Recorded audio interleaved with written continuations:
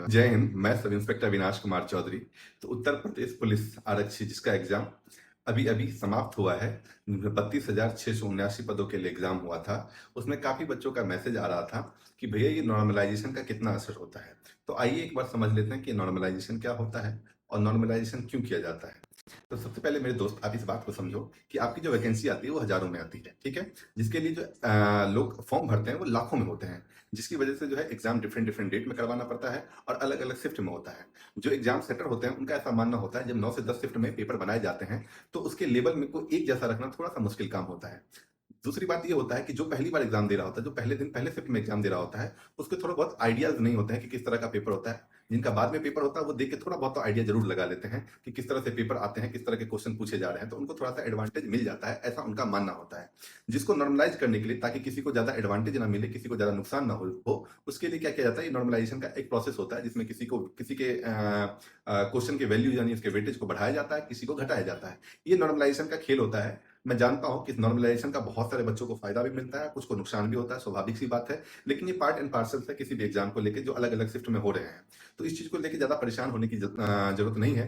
अब आपका एग्जाम हो गया है, ठीक है ना, आपका एग्जाम हो गया। मैं जानता हूं कि डर तो रहता ही है कि भाई नॉर्मलाइजेशन में ज्यादा नुकसान ना हो जाए, मेरा ज्यादा फायदा ना हो जाए किसी को, ठीक है ना। ऐसा तो नहीं कि नॉर्मलाइजेशन का खेल ऐसा हो कि मैं रेस से बाहर हो जाऊं। ये होना स्वाभाविक भी है क्योंकि पिछले बार जो पेपर हुआ था उसमें देखा गया था 20 से 25 नंबर तक नॉर्मलाइजेशन में जो है इंक्रीज हुआ था, है ना। तो किसी को अगर 20 से 25 नंबर का अगर वेटेज मिल जाता है तो ऑब्वियस सी बात है वो रेस में काफी आगे हो जाता है। आजकल के दौर में जिस तरह का कंपटीशन चलता है वहां पे एक एक नंबर तो छोड़िए, आधे आधे नंबर पे भी इतना सारा डिफरेंस आ जाता है कि आप लोग बेहतर समझते हो इस बात को। लेकिन परेशान होने की जरूरत नहीं है, ये चीजें आपके हाथ में नहीं है मेरे भाई, ठीक है ना। ये अब आपके हाथ में तो है नहीं, आपने पेपर दे दिया, जो भी आपके स्कोर बनने आप बेहतर तरीके से जानते हो। इसीलिए मैंने कहा है कि आप पढ़ाई मत छोड़ना, आप पढ़ाई करते रहो। अगर आपको एडवांटेज मिलता है तो वेल एंड गुड, नहीं भी मिलता है तो आपके लिए एक ऑप्शन हमेशा तैयार होना चाहिए कि हाँ मेरी पढ़ाई अच्छी है, दूसरा जो भी एग्जाम होगा मैं उसको फोड़ लूंगा, कोई दिक्कत नहीं है, ठीक है। मैं जानता हूँ आप परेशान हो रहे हो ये सब सोच के, लेकिन परेशान होने की कोई जरूरत नहीं है। ये चीजें होती रहती है। हम लोग ने एग्जाम दिया था, हमारे टाइम में भी हुआ था कि भाई नॉर्मलाइज, अभी दरोगा का एग्जाम हुआ, दरोगा के एग्जाम में भी आपको देखने को मिला होगा कि एक बच्चा 140 स्कोर किया, उसका नहीं हुआ, लेकिन एक बच्चा 140 स्कोर करके उसका हो गया क्योंकि उसको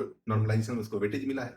तो ये सब चीजें होना स्वाभाविक है, ये सब चीजें आपको झेलना ही है, ठीक है ना। उससे परेशान होने की जरूरत नहीं है। आप सिर्फ अपने तैयारी पर फोकस करें, फिजिकली जो है अपने आप को फिट रखें, फिजिकली अपनी रनिंग करते रहें, जो भी आपकी क्राइटेरिया, जो भी आपकी नीड्स है दौड़ने की, उसको पूरा करते रहें। आराम से अपने दिमाग को काम रखिए, ठीक है ना। अपनी प्रैक्टिस करते रहिए, साथ साथ पढ़ाई करते रहिए। रनिंग की तैयारी बहुत अच्छे से करें, साथ ही साथ पढ़ाई करते रहें। सब कुछ अच्छा होगा, सब बेहतर होगा। आप देखिएगा आप जो है डीबीपीएसटी के लिए बुलाए जाओगे, आप फाइनल लिस्ट में भी आओगे, फिर आप ट्रेनिंग पे भी आपको जाना है। लेकिन मैं हमेशा चाहूंगा कि बड़े भाई के नाते कि आप यार अच्छे से तैयारी करो, इससे भी ऊंचे पद पे आप जाओ। तो तैयारी मत छोड़ना, ये मेरी हमेशा से आपसे गुहार रही है, आगे भी मैं करता रहूंगा।